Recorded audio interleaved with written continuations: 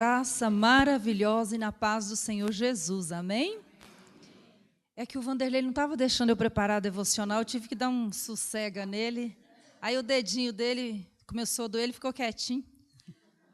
Não é nada, gente, isso é coisa de jogador coroa, né? Cada dia uma coisa. Semana passada era a panturrilha, essa semana é o dedo, e logo o dedo da aliança. Por isso que eu estou noiva hoje, olha só. Ele ficou noivo, então eu tinha que ser a noiva dele, né? Eu gostaria de nos dirigir ao Senhor em oração nesse momento. Senhor, nós te damos graças porque estamos na tua casa nesta manhã tão maravilhosa que o Senhor preparou para nós. Nós te agradecemos, Senhor, porque poderíamos fazer muitas outras coisas, até mesmo nada. Mas o Senhor nos convidou, o Senhor nos chamou, o Senhor nos atraiu para estarmos aqui na tua presença. Estamos aqui com o nosso coração cheio de gratidão, cheio de louvor, Senhor, porque muitas coisas o Senhor tem feito por nós.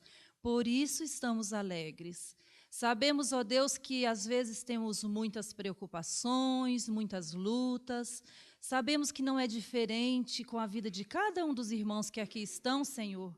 Mas nós te damos graças porque o Senhor nos amou primeiro e estamos escondidos atrás da cruz de Cristo. E é para onde nós corremos todos os dias, a todos os momentos, porque sem o Senhor não dá. Nós precisamos de Ti, do Seu amor, e queremos Te louvar, Senhor, todos os dias da nossa vida, até aquele maravilhoso dia que o Senhor nos tomará para si, para Te louvarmos verdadeiramente como o Senhor merece ser louvado e adorado, onde o Senhor nos dará um corpo perfeito, Pai, onde estaremos separados do pecado para sempre, porque o Senhor o venceu na cruz e o Senhor está preparando um lugar para nós. Muito obrigada, Senhor, porque a nossa esperança não está esta vida limitada, mas em Ti, para o novo céu e a nova terra que o Senhor tem preparado para os que o Senhor ama. Nós te agradecemos em nome de Jesus. Amém. Eu convido os irmãos a abrirmos em Colossenses 3.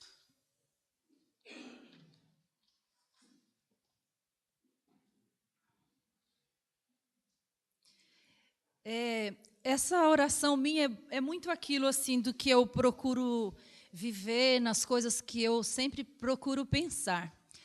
Porque eu acredito que a vida de todo mundo aqui tem suas lutas, não são poucas, né? Muitos de nós, às vezes uma área é mais difícil, na outra é mais tranquila. O que é super fácil para mim, tiro de letra, mas às vezes para um irmão é muito difícil. E nessa luta diária, o que nós não podemos, como a Bíblia nos aconselha, não podemos deixar é de olhar firmemente para o autor e consumador da nossa fé. Firmemente é sem pestanejar. Não preciso olhar para o lado, buscar uma outra coisa, porque eu estou bem certa em quem eu tenho crido, estou bem certo que Ele é poderoso para guardar o meu tesouro até o dia final, para oferecer a minha vida em louvor verdadeiro, porque eu vou ter um corpo perfeito para glorificar o Senhor.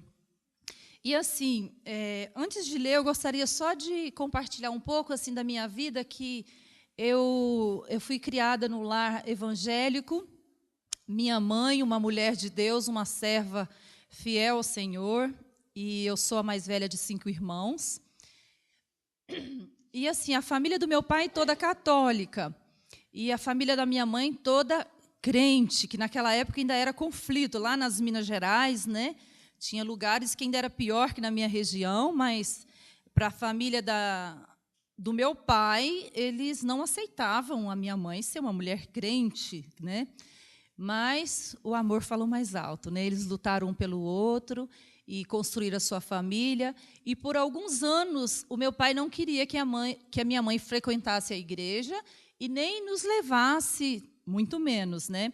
Só que chegou uma época que minha mãe sempre orando, sempre muito sábia, ela ela foi conversando com meu pai. Meu pai não deixava minha mãe ir e também não nos levava na igreja, porque ele era católico, ia às vezes, depois quase nunca.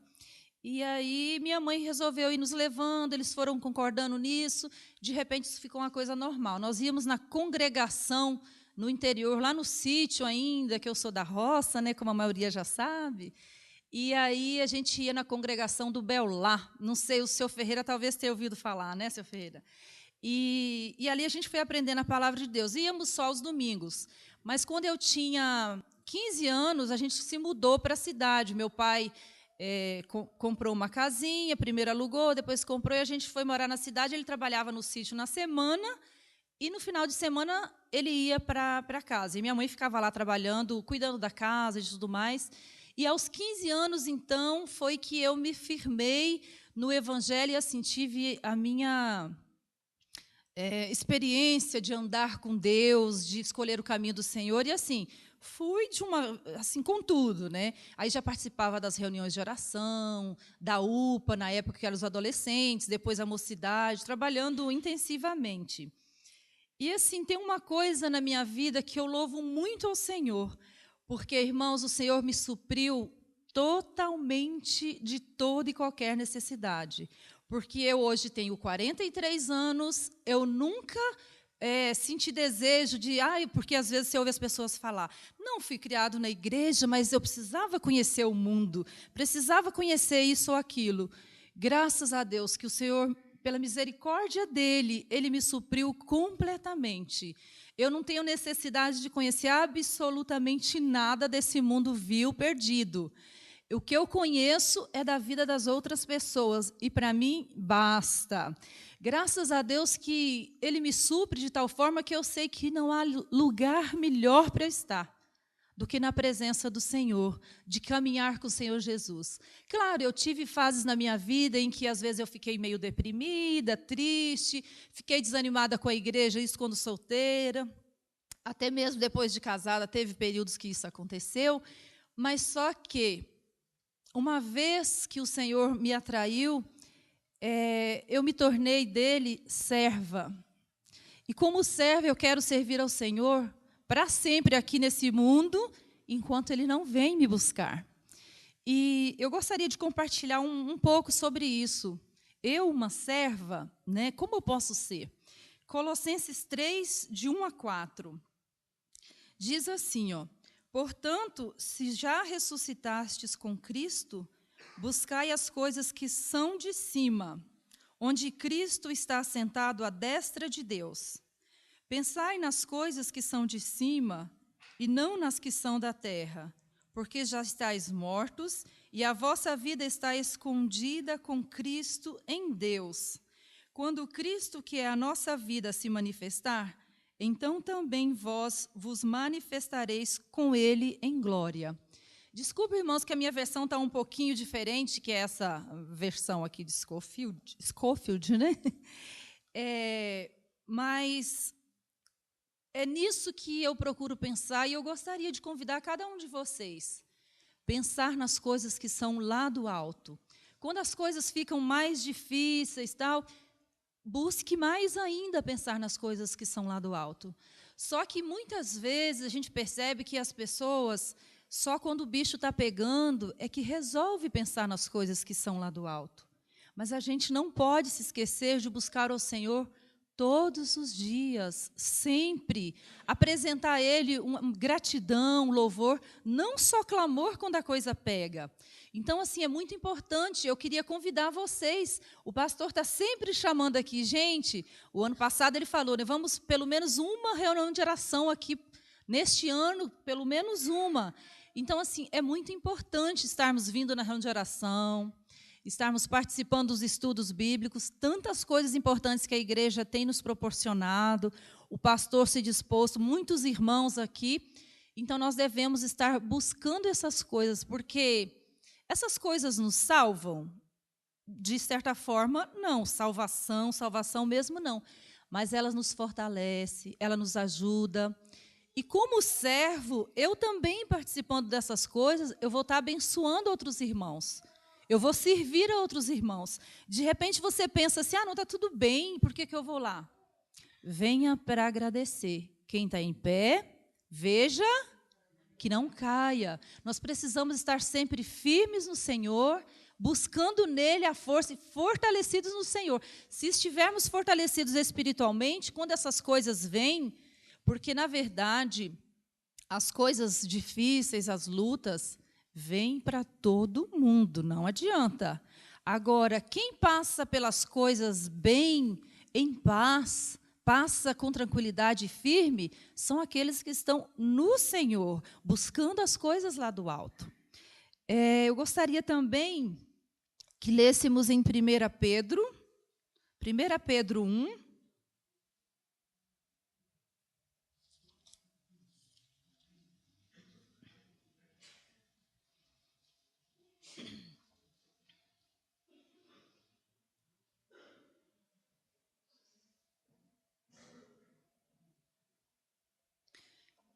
1 Pedro 1, 3 a 25. É um texto longo e eu vou ler. Bendito seja o Deus e Pai de nosso Senhor Jesus Cristo, que, segundo a sua grande misericórdia, nos gerou de novo para uma viva esperança, pela ressurreição de Jesus Cristo dentre os mortos, para uma herança incorruptível, incontaminável e que não se pode murchar, guardada nos céus para vós, que mediante a fé estáis guardados na virtude de Deus para a salvação, já prestes para se revelar no último tempo, em que vós grandemente vos alegrais, ainda que agora importa, sendo necessário, que estejais por um pouco contristado com várias tentações, para que a prova da vossa fé, muito mais preciosa do que o ouro que perece, e é provado pelo fogo, se enche em louvor e honra e glória na revelação de Jesus Cristo, ao qual, não o havendo visto, amais, no qual, não o vendo agora, mas crendo, vos alegrais com gozo inefável e glorioso, alcançando o fim da vossa fé, a salvação das vossas almas, da qual salvação inquiriram e trataram diligentemente os profetas que profetizaram da graça que vos foi dada, indagando que tempo ou que ocasião de tempo o Espírito de Cristo que estava neles indicava anteriormente, testificando os sofrimentos que a Cristo havia de vir e a glória que lhes havia de seguir, aos quais foi revelado que não para si mesmos, mas para nós, eles ministravam estas coisas que agora vos foram anunciadas, por aqueles que, pelo Espírito Santo enviado do céu, vos pregaram o Evangelho, para as quais coisas os anjos desejavam bem atentar. Deus deu para nós o que não deu a anjos, é privilégio nosso. Portanto, cingindo os lombos do vosso entendimento, sede sóbrios e esperai inteiramente na graça que se vos ofereceu na revelação de Jesus Cristo, como filhos obedientes, não vos conformando com as concupiscências que antes havia em vossa ignorância, mas, como é santo aquele que vos chamou, sede vós também santos em toda a vossa maneira de viver. Você tem sido assim? Santo em toda a sua maneira de viver? No Senhor nós podemos. Porquanto está escrito, sede santos, porque eu sou santo. E se invocais por Pai, aquele que sem acepção de pessoas, julga segundo a obra de cada um, andai em temor durante o tempo da vossa peregrinação, enquanto estamos aqui neste mundo, sabendo que não foi com coisas corruptíveis, como prata ou ouro, que fostes resgatados da vossa vã maneira de viver, que por tradição recebeste os vossos pais, mas com o precioso sangue de Cristo, como de um cordeiro imaculado e incontaminado. O preço da nossa alma foi caríssimo, o qual, na verdade, em outro tempo foi conhecido ainda antes da fundação do mundo, mas manifestado nesses últimos tempos por amor de vós. E por ele credes em Deus, que o ressuscitou dentre os mortos, e lhe deu glória para que a vossa fé e esperança estivessem em Deus, purificando as vossas almas pelo Espírito, na obediência à verdade, para o amor fraternal não fingido. Amai-vos ardentemente uns aos outros com o coração puro, sendo de novo gerados, não de semente corruptível, mas da incorruptível, pela palavra de Deus, viva e que permanece para sempre. Porque toda a carne é como a erva, e toda a glória do homem como a flor da erva.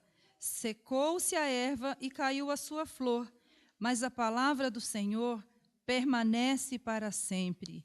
E esta é a palavra que entre vós foi evangelizada. Esse texto é de uma preciosidade muito grande. E se nós comermos estas palavras, se nós vivermos destas palavras, a nossa vida com certeza vai agradar ao Senhor. Nós poderemos ser bênçãos na vida dos nossos irmãos. Nós vamos servir ao Senhor como Ele deseja que sirvamos. E eu gostaria de desafiar a você.